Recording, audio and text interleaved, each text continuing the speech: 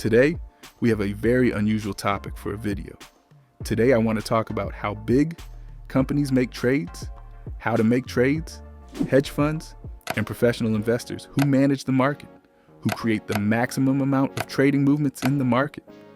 And this knowledge will be very useful, including for private traders. Because if we think like big companies and make decisions like big companies do, we'll make a lot more money in the market and make the most of all the moves. And in fact, the whole secret lies in one candle, two at most. It sounds quite strange, but if you remove all indicators from the chart, if you don't bother about fundamental analysis, then everything can be reduced to one simple principle: the search for liquidity. Let's talk about what our liquidity is.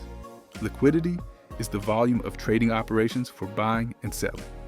We in price action strategy and in analyzing trade movements often use the concept of liquidity as the area from which many traders make trades, up or down. For example, in this chart, we can label the liquidity zone here. Here's the upper limit, here's the lower limit.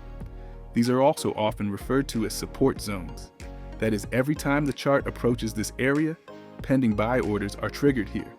And at these prices, it is profitable for many traders in the market to buy.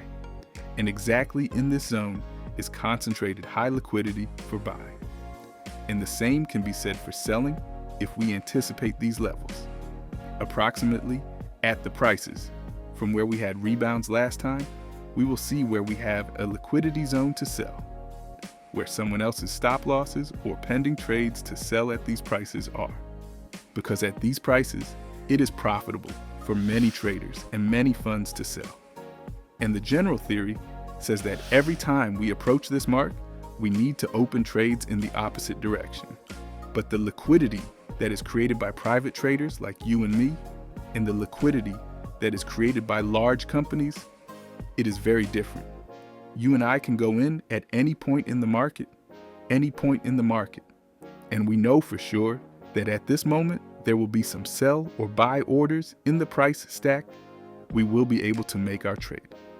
But what are the big companies to do when they want to do their deal? For example, this year we have seen the largest buybacks from Apple, the largest deal to buy back its own stock by $100 billion. What should Apple do in such a situation? If they just put out a market order for $100 billion, the price will go down a lot because they will create a strong supply in the market. And in this case, what do the big companies do when they need to make such a deal? Large companies or funds, they create liquidity for themselves. They look for zones where the maximum number of orders are located and make trades within them. Thus, they also collect stop loss of ordinary traders who were just trading, and at their expense, at the expense of these small traders, make their trades in minus to those traders who were standing in these positions. I have already shown where the supply and demand zones are on this chart. And so, being Apple, we would make a trade just below where this zone is located. Why? Because, for example, if we wanted to find a sale, we would go a little bit higher than the demand zone is located. Because for our trade, we use all stop loss and all liquidity volume that is located in this zone. If we wanted to make a buy trade, we would place our order a little lower than about a huge volume of liquidity located in this zone. And they take over this whole liquidity area. But how do you determine where these liquidity zones are? And how will the big players enter in this situation? For this, we need just one candle, which is located on the daily time frame. To determine it, we need to go to the 1 day frame and look at the last daily candle. What was the trading volume on this day? If the candle is as small as it is now, we can take the last 2 or 3 candles and use them as a guide. That is, what was the liquidity in the last 3 days? Within what zone did the price move? Next, on this daily time frame, we put 2 lines on the body of candlesticks, one at the top and one at the bottom. Right here was the lowest value in 3 days. And here we can set our benchmark for the liquidity zone. Next, to look for specific deals, we'll switch to smaller deals, like 15 minutes. And so these zones that we've plotted at the 1 day level, they're plotted on the chart. We can navigate by them. These are the two blue lines from the last 3 days. So now our task is to make deals so that they are below these levels. Within these blue rulers is encapsulated 3 days worth of liquidity. So this is the history of the price. In 3 days, it hasn't gone below this mark and it hasn't gone above this mark. It turns out that if the price is below or above these values, this price will become very interesting for large companies. In this zone, it is cheaper than it was for the last 3 days, and it is below the general liquidity zone, which means that we can place a pending buy order at this level, just a little bit lower than the established liquidity zone. Let's mark with a different color, like red, and you can put a pending buy limit order in advance in your terminal at 116,650. This is the specific Bitcoin price, either plus or minus $200. And if this order works, with a huge probability, it will make us a lot of money because the price will be very favorable for the players and for the big players. And you will get into a position with them and use their huge liquidity that they will add to the market to make money.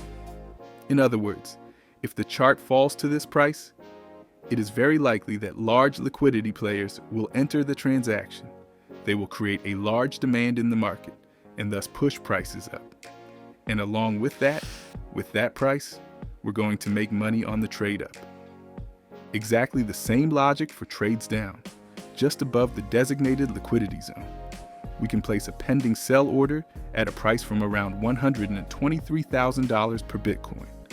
Once the price approaches that area, we will work with the big players to create liquidity to sell.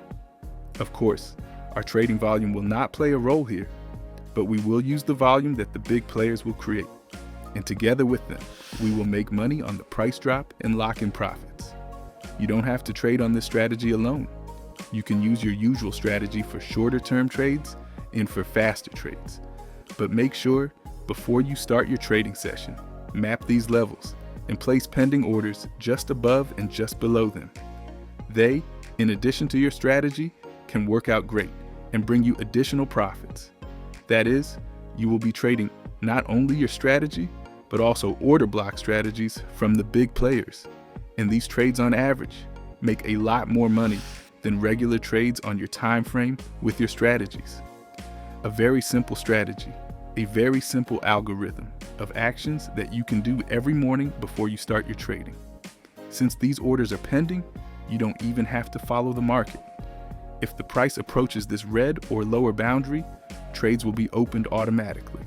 And you can also set stop loss and take profit on these trades in advance and earn together with the big players in the market.